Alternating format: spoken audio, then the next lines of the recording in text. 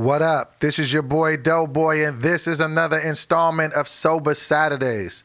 What is Sober Saturdays? Sober Saturdays is a series where I kind of let you guys know what's going on with my sobriety. You know what I mean? Anybody that knows me knows that I have had a pretty lengthy battle with alcohol the last couple of years. You know what I'm saying? Couple of rehab stays, you know what I'm saying? And kind of came to the conclusion not too long ago that, you know what I mean, I want to just not do this anymore. So I know that there's a lot of other people out there that suffer from this affliction. So I just want to, just be able to, share with you guys my experiences and what's going on with me. To be very, very honest, you know what I'm saying, this isn't very easy this time around. Like, you know what I mean? I'm, working on 17 days, sober, and that's great and all, like, you know what I'm saying? But there's some things that come along with that, like, you know what I mean, like restless nights, like it's tough to get to sleep. When my sleep is disrupted, I'm not my optical self the next day. And then also I feel like I've just been having so many cravings for sugar because there's so much sugar in the alcohol. That's pretty much all alcohol is sugar. And your body just starts craving that when you get it out of your system. So like I've been eating anything that ain't nailed down to the ground. Cookies, you know what I'm saying, chips, pizza. I had In-N-Out for dinner last night. And it sucks because it coincides with the same time, if you guys are watching the other content on the page, I'm trying to get in shape. You know what I'm saying? So I'm working out and then I'm eating like crap. I'm just like, damn, when does this go away? And you know what I'm saying? I've been going to the AA meetings and that's been cool. But you know what I'm saying? I've been finding myself drinking more and more Red Bulls. You know what I'm saying? I don't know if those are healthy for you, but I've been drinking Red Bulls, the energy drink. And I'm just like, man, is my addiction just going from one thing to another? Did I just go from being addicted to liquor to now being addicted to Red Bulls and candy? Like, you know what I mean? Is this another transfer of addiction? Like, that's something that scares me. And if that is the case, why can't I just get addicted to eating watermelon and working out? Like, you know what I'm saying? So I can become the best version of myself. Like, why do I always got to get addicted to the wrong things? You know what I'm saying? And, you know what I'm saying, another thing that's kind of, I don't want to call it difficult at this time. I'll call it difficult. This is the first time I've truly been alone in my life, like for real. I've always had some level of somebody around me, you know what I'm saying, whether it was growing up in my parents' household until I was 18, and then, from 18 to 2021, like I kind of was just around friends and stuff and just always, just was always, just around the homies or whatever. Then around the time I got with Kiara's mom, then I was, me and her were just kind of inseparable. And then, we had a child. And then, Kiara's always around, like, you know what I'm saying? Then when I moved to LA, I always had a roommate, you know what I'm saying? Then when I stopped having a roommate, you know what I'm saying? My ex-girl had moved in and Kiara moved in, you know what I mean? So just my whole life, I've always had people around me. But now that I'm, super single and, Kiara's gone out in, at college or whatever, shout out to HU, Howard University, my baby. I'm just genuinely by myself, and it's like you start to learn stuff about yourself and you got to be able to feel your feelings on everything. And it's like, that's difficult when you didn't always have people to bounce stuff off of, and you know what I mean? And now it's just like, I'm in a situation where I really want to build myself to be a high value man, and change some things about myself. But the first part is like, admitting all the flaws and all the messed up stuff about you. So that's why, like, even starting with the sobriety thing, it was like, yo, this is a glaring issue, you know what I'm saying, that I'm having right now. Like, I got to get this under control. And then once you start to get that under control, then you start to understand other little, spots where you were, lacking at. And then, you start to just rebuild yourself. And I think it's kind of difficult to do that when you're in a relationship, like, you know what I mean? So like now it's just like, I'm just seeking the best version of myself, you know what I mean? And that's a scary thing to, you know what I'm saying, to kind of be in that type of frame of mind where it's just like, I'm going to change everything about myself. I'm going to get into the best shape of my life. I'm going to get my career to a space that I wanted. I'm going to get my mental health in a space where it's just amazing and flourishing. I'm going to get my relationship with God, 100% better. I'm going to get my relationship with my family as strong as it can be.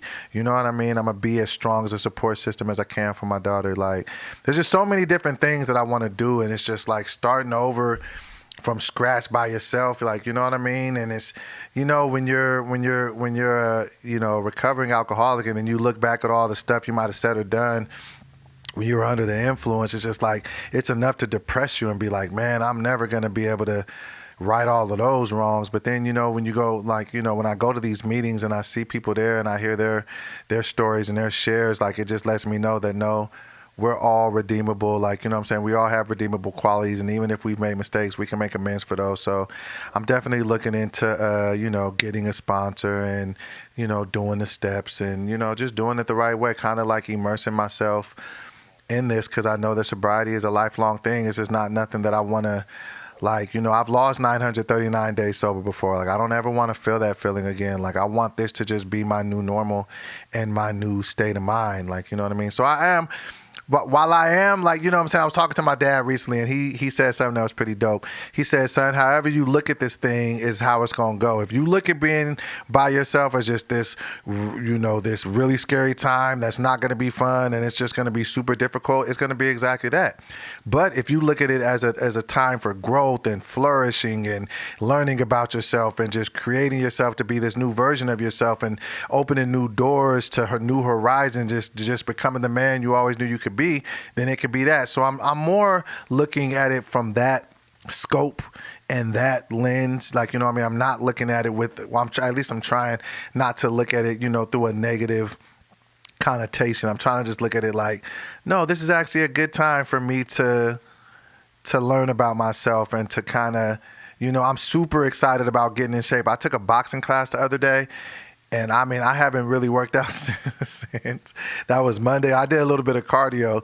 At this point, I'm just dressing up just every day I'm just putting my workout clothes on so I can remind myself, like, bro, you're supposed to be working out. So if you go the whole day and you just didn't work out, that means you just wore workout clothes for nothing. How ridiculous are you as a human being?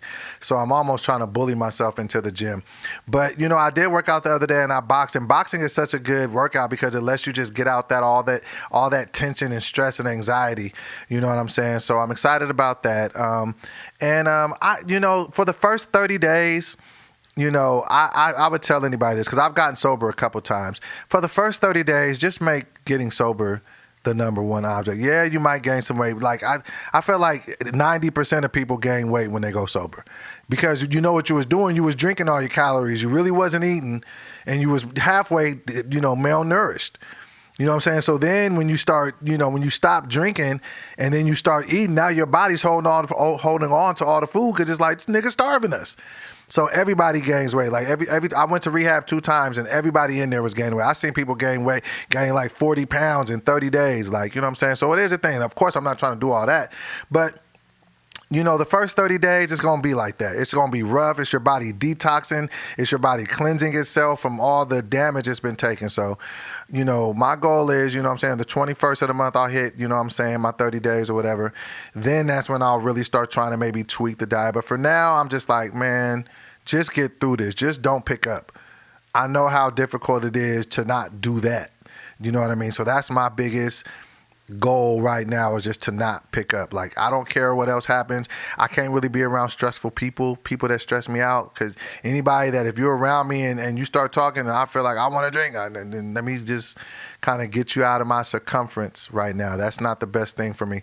So yeah, and I appreciate all the support, all the people that hopped in the comments last week. I definitely read them. I definitely appreciate it. This is, a very difficult, vulnerable thing to do, but I feel like there's somebody out here that needs to hear it. And if this, video just affects one person out there that can stop from picking up or can put the bottle down, then it was definitely worth it. And I'm definitely about using my platform for more than just, entertainment purposes. So I'm glad that, platforms like this are being created, so people can open the dialogue and normalize sobriety and make it to a point where it's like, hey, we can have these conversations. I'm definitely looking to get guests on the show, different people that are living a sober life, and we could chop it up. But, that's all coming down the down the pike. But for now, I'm just, trying to hit the pillow dry tonight. You know what I'm saying? I'm definitely going to try to hit a meeting, tonight. You know what I'm saying? The meetings are definitely helping me get through this, and